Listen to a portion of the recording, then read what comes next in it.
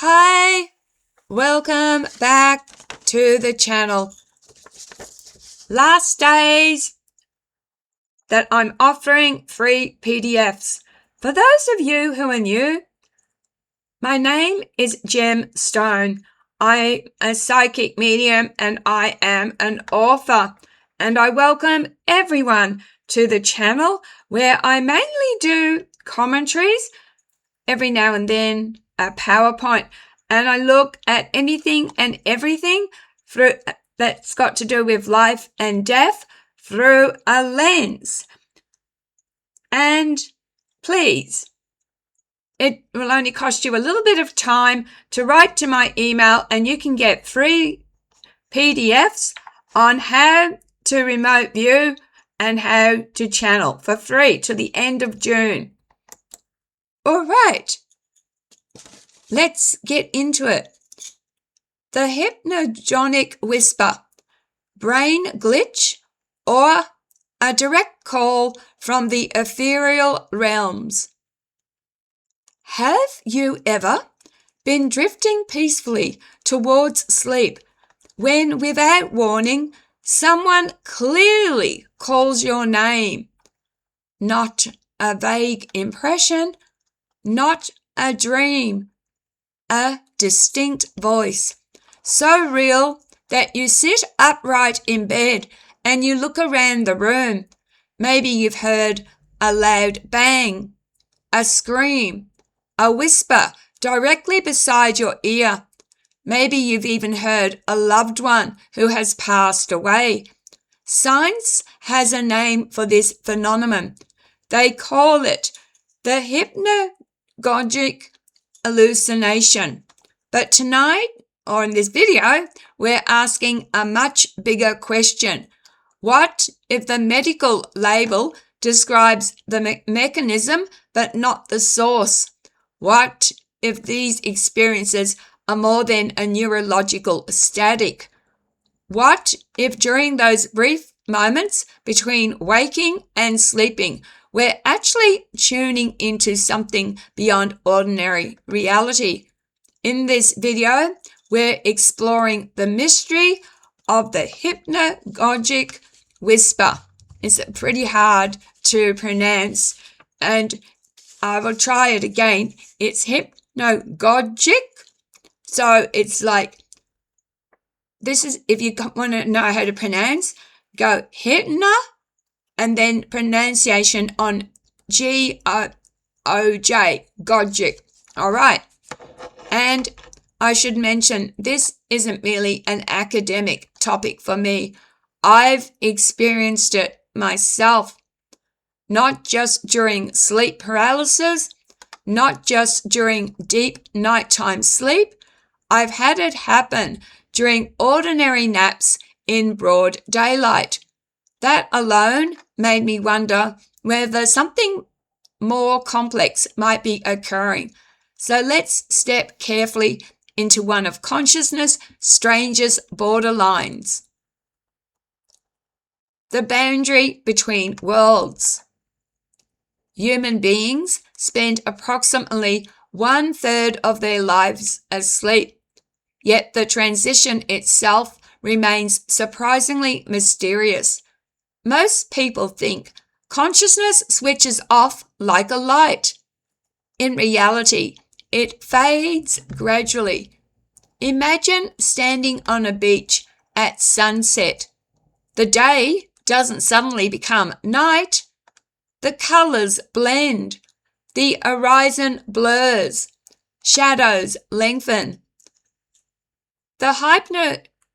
I'm going to mispronounce it. The hypnagogic state occupies that same twilight zone of consciousness. It is the traditional phase between wakefulness and sleep. During this period, people commonly report hearing voices, seeing faces, feeling presences, experiencing flashes of insight, receiving sudden ideas, hearing their name called, or sensing they are somewhere else entirely. Modern neuroimaging studies have become increasingly sophisticated in observing this transition. Researchers can now track shifting brainwave patterns with extraordinary precision. They can identify the exact moments when waking neural networks begin surrendering control to sleep-based systems. The fascinating thing is these transitions are not clean. For a brief period, elements of both worlds coexist. Parts of the brain remain awake. Parts are already dreaming. Perhaps that explains why reality itself can feel unstable during these moments. The scientific explanation is straightforward. Neural networks are changing states. Signals become mixed. The brain temporarily misinterprets internal activity as external events. Case closed. Or is it? Because that explanation raises another question. If the brain is changing frequencies of operation during this period, could it also be becoming sensitive to information normally filtered out? The signs of the threshold. Let's examine what science actually tells us. Throughout waking your life, your brain acts like an incredibly selective security guard. Millions of sensory inputs arrive every second. Sounds, smells, temperature changes, light fluctuations, body sensations. Most never reach conscious awareness. Your brain filters them out. Otherwise, you'd go mad from information overload. As sleep approaches, this filtering system begins shutting down. Scientists call this sensory gating. During hypnagogic,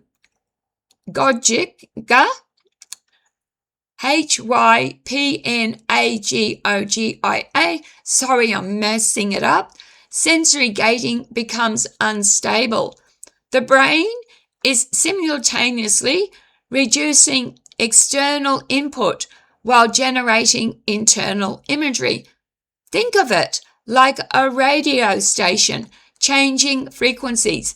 For a few moments, you hear both channels at once. The result can be remarkably vivid. A voice sounds completely real. A face appears perfectly clear. A noise seems physically present. One particularly interesting phenomenon is called the Tetris effect. Researchers discovered that people who spend large amounts of time on a repetitive activity often experiencing fragments of it while falling asleep. Gamers see game imagery. Writers hear conversations. Musicians hear melodies. Social media users sometimes report hearing notification sounds that never occurred. Our modern lives saturate the brain with digital information. It's possible that many hypnagogic experiences represent fragments of that overload being reorganized during the transition to sleep. Yet, that explanation doesn't fit every report because some experiences contain information the individual insists they couldn't have known beforehand. And that's where things become truly intriguing. The Ethereal argument. Long before neuroscience existed, cultures around the world viewed the threshold between sleeping and waking as sacred. Ancient Greeks considered dreams messages from divine realms.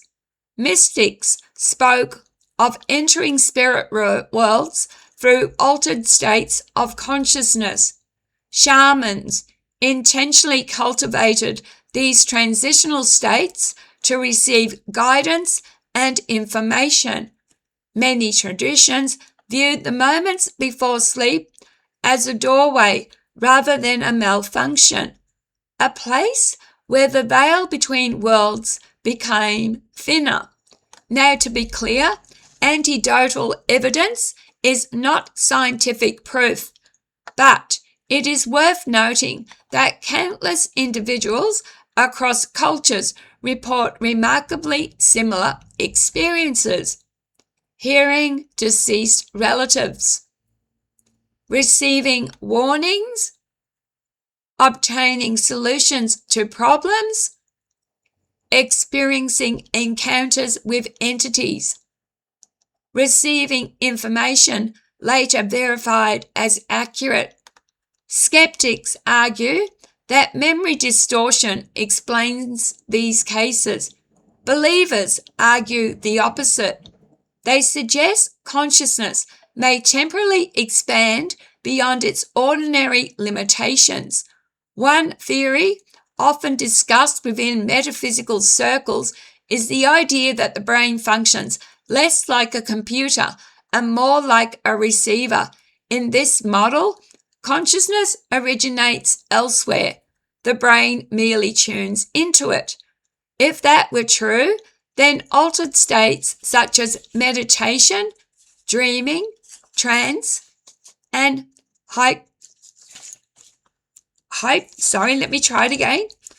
hypnagogia might occasionally allow access to signals normally excluded. Imagine standing beside a river. Most of the time, you're focused on one current, but during hypnagogia, perhaps your awareness briefly widens enough to notice other currents flowing alongside it. Whether those currents represent unconscious processes, collective consciousness, or something even stranger remains an open question. Testing the glitch. Interestingly, scientists themselves have become fascinated with hypnagogia, not because of spirits, because of creativity. Researchers discovered that many inventors, artists, and scientists intentionally exploited this state. Thomas Edison reportedly held metal balls while napping. Got a bit of back pain. As he drifted towards sleep, the balls would fall and wake him. This allowed him to hover repeatedly near the hypnagogic threshold. Salvador Dali used a similar technique. Both believe the state generated unique insights unavailable during ordinary consciousness. Modern researchers have recreated these experiments. Results show hypnagogia generally enhances creative problem solving. The brain appears capable of forming novel connections during this transition. This raises an intriguing possibility. Perhaps some experiences interpreted as spirit communication are actually profound subconscious insights emerging from the deeper layers of the mind. Yet, another mystery remains. Certain individuals appear far more susceptible to hypnagogic experiences than others. Researchers have explored possible links involving sleep patterns, stress levels, meditation practices, sensory sensitivity, and even hearing acuity. Although evidence remains inconclusive, some studies suggest highly sensitive individuals report unusual sleep transition experiences more frequently. Whether that reflects greater imagination, greater awareness, or something else entirely remains unknown. Navigating your own shadow. If you've experienced hypnagogic whispers, the most important thing to remember is this: don't panic. The experience itself is surprisingly common. Millions of people encounter it. Whether you view it through a scientific lens or a spiritual one, fear tends to distort observation. Instead, become an investigator. Keep a journal. Record date, time, sleep conditions, stress levels, exact words heard, environmental factors. Over time, patterns emerge. You might discover the experiences occur during periods of exhaustion, or after emotional events, or during heightened intuition. The goal isn't to prove a preconceived belief. The goal is careful observation. If an experience contains information that can be verified independently, document it. If it proves accurate, note it. If it doesn't, note that too. Approach the mystery with curiosity rather than certainty. That's where genuine discovery lies. Final thoughts. The hypnagogic whisper occupies one of the strangest frontiers of human experience. Science explains much of it, yet mysteries remain.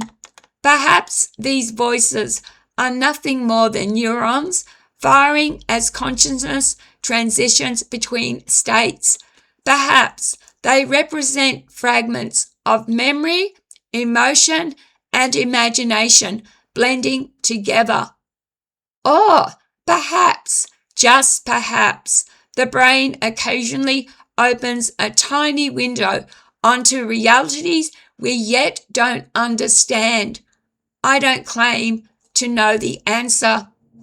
What I do know is that these experiences have happened to me, not only during sleep paralysis, but during ordinary daytime naps as well.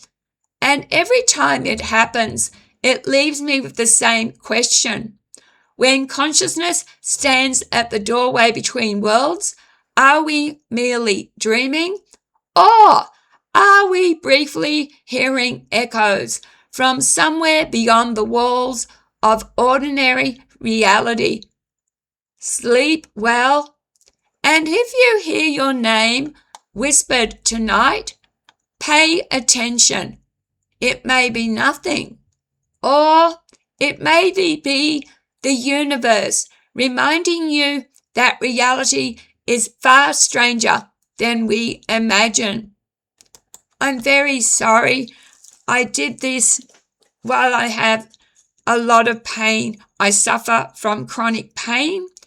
All right, I'm going to show you this again as I ask that you please be kind to one another. Smile at a stranger. You might just save someone's life. And if you're going to drop a comment, please do so with respect. If only the world was more respectful, more tolerant, less judgmental, what a better place it would be. And take care of yourselves because you matter. You are special. You are here for a reason. Cherish every moment. Love, light, and blessings. See you on the other side. Bye.